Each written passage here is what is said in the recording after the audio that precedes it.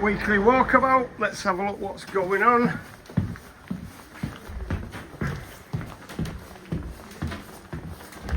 Parcels, wheels, other stuff going out today.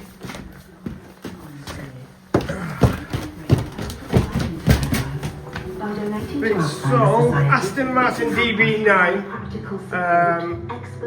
has had a Vanquish boot spoiler mould made and is being fitted to that, ready to be glassed onto the panel. Camper van, backlight moulds will all be LED, so those moulds were taken from the original coloured lamps, and we're going to replace those with LED. Looking a bit rough at the minute, but should be read. TVR Griffith is about done. All the fiberglass work's ready. First coat of body on, so I'll be getting blasted down. Some primer on it once it's been knocked back a bit. DB9 fiberglass bonnet finished. Caterham, just waiting for the V5 to come back. It's going to France. Quite popular in France also now. You can get them in if they are pre-1994 on the classic car scheme, because France is notoriously difficult to get cars in and out of. The Marlin, I've managed to trace some chrome bumpers, slightly smaller than the original one on that side, so I bought a pair to replace them, with a view to repairing the car in a few weeks if we don't sell it. Once again, what a pretty car. TVR tomorrow, we spoke about that. Just waiting for the customer who left a deposit on it to get back to me. And that'll be going, hopefully, into the workshop. One empty bay, unusual. Aston Martin DB7. Exhaust and under trays are off.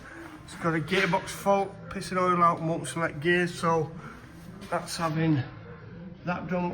It is for sale, but I've not had any bites on it. I think that's because we advertised it with a gearbox fault and everyone's just a bit scared it might be fortunes, when in actual fact it's not. The gearbox is standard get right gearbox and is about 400 quid. Mercedes estate in, mate, we'll do some work on that. Into the blue yonder, the yellow Chimera, which we started breaking last week, is now in a million pieces. It was a repairable car, but it's just we had shortage of used bits, so it had to be butchered. Most of it sold. The interior's there, which is nice. There's some backlights, afterburner backlights, brakes and arms and bits and bobs if anybody's looking for out. Bentley Turbo R, I've not even had a chance to have a look at that. There's that TVR engineers go to London. Aston Martin DB9 came in with front damage. The DB7 Volant for braking. Engine's out, that's gone to I think it's gone to Cyprus. The front is all going to be dismantled, de-riveted, and this car will be used to repair the silver DB7 at the back there. Just in this morning is it's an interesting car actually. Lotus Elise Mark III, and it is a club racer, hence the decal there. It's also a limited edition black, which is a car, I believe, I'm still doing the research, was a car that was done by a company called Bell & Colville, and as well as the weight saving measures that were done by turning it into a club racer. It's got traction control and a sports button, aircon, loads of bits and bobs on this.